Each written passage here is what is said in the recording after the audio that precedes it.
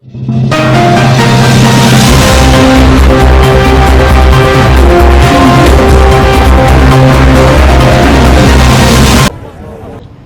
నమస్కారం. ఇవాళ ఒక అన్ఫార్చునేట్ ఇన్సిడెంట్ జరిగింది. ఇవాళ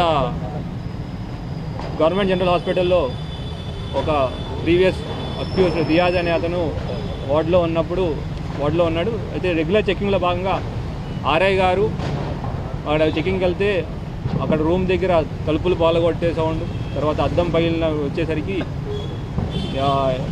ఇమీడియట్గా మెడికల్ సిబ్బందికి ఇన్ఫామ్ చేసి ఆర్ఐ గారు, ఎస్ఐ గారు, ఒక కానిస్టేబుల్ గారు లోపలికి వెళ్ళి ఎందుకు సౌండ్ వస్తుందో లోపలికి వెళ్తే ఈ రియాజ్ అనే వ్యక్తిని అంత గోల చేస్తున్న వ్యక్తిని తీసుకెళ్ళి అతను బెడ్ దగ్గర కూర్చోబెట్టడానికి ప్రయత్నం చేశారు.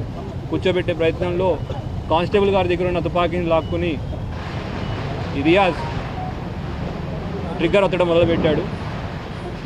అది పాడేయని ఆర్ఐ చెప్తున్న వినకుండా ట్రిగ్గర్ ఒత్తుతుంటే గత్యంతరం లేక ఆర్ఐ గారు ఫైర్ చేయడం జరిగింది. అక్కడి నుంచి అంత ఫైర్ చేయడం బుల్లెట్ ఇంజురీస్తో రియాజ్ ఆడ కింద పడిపోయాడు. తర్వాత ఎస్ఓపి ప్రకారం దాని మీద కేసు రిజిస్టర్ చేయడం అండ్ ఎంక్వైరీ చేయడం జరుగుతూ ఉంది. Thank you sir. జరుగుతుంది పోస్ట్ మార్టం, ఇంక్వెస్ట్ అవన్నీ గైడ్లైన్స్ ప్రకారం అన్ని కరెక్ట్గా జరుగుతున్నాయి.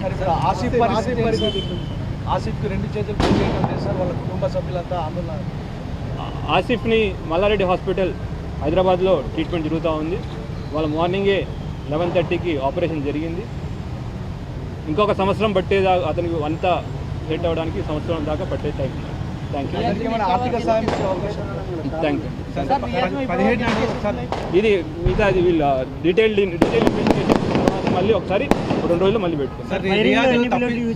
తప్పించుకున్నప్పుడు ఈయనకు ఎవరైనా సహకరించారా సార్? అవన్నీ ఇన్వెస్టిగేషన్లో తెలుస్తాయి, చెప్పడానికి లేదు. థ్యాంక్ యూ అండి.